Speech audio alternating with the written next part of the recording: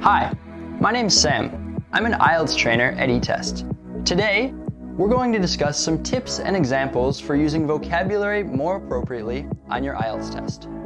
In order to use more advanced vocabulary, we need to be sure of its specific meaning and the context in which it fits. Sometimes a close synonym or phrase with almost the same idea isn't quite enough. Today, we're going to take a look at using academic and topic-specific vocabulary to create a more in-depth and engaging answer. First, let's look at an example. Is fast food popular in your country?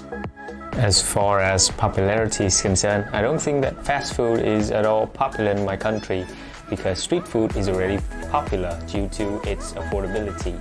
And affordability makes street food even more popular. It's a cycle.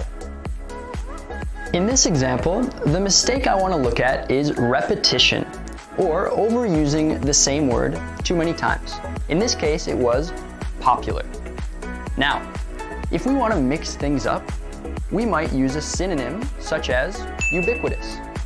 This allows us to add depth to our answer and show examiners that we not only know some synonyms, but can use academic vocabulary. Let's take a look at another example question. Is it important to have a family meal together?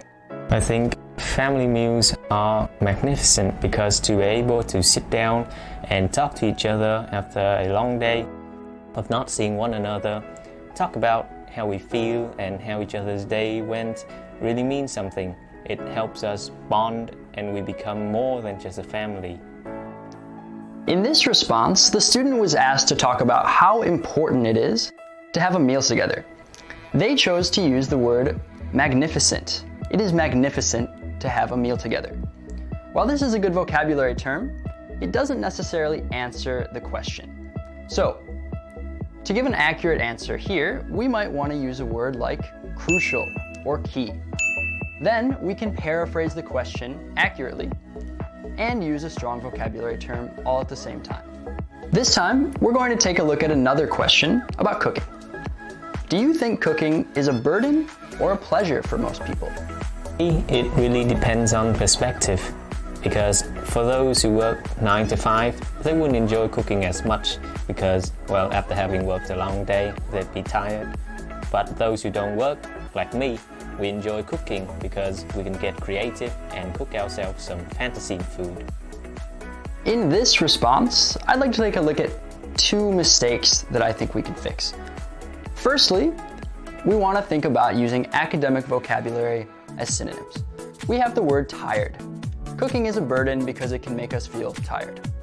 Now, if we want to elevate this answer slightly, we might like to use a word such as exhausted. We could even be informal and say cooking makes us feel dead. Moving forward, at the end of the response, our student talked about fantasy food. Fantasy food is a small error, but since it's what she ends with, I think our examiner might remember it. Instead of fantasy food, it would be better to just say it is unique or special, or perhaps even fancy. Fantasy refers to something which is made up or untrue. In this response, since we're asked to talk about cooking, something we're really doing, it would fit better to use a word which reflects reality and the actual activity of what we're doing, which is cooking. Here's one more question. Is food at expensive restaurants always better than food at a cheaper place? In my opinion, food at luxury restaurants are more often better than those at affordable places. Firstly, because they're cooked by high-paid chefs, and secondly, because the ingredients are of higher quality. For this answer, let's look at the vocabulary our student used to explain their response. They talked about food at expensive restaurants being cooked by highly paid chefs. But usually, we don't know how much money a chef is earning.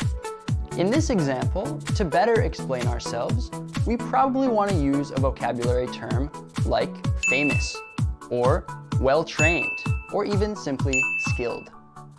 That wraps up today's lesson. I hope you all found it very useful, and stay tuned for our next speaking video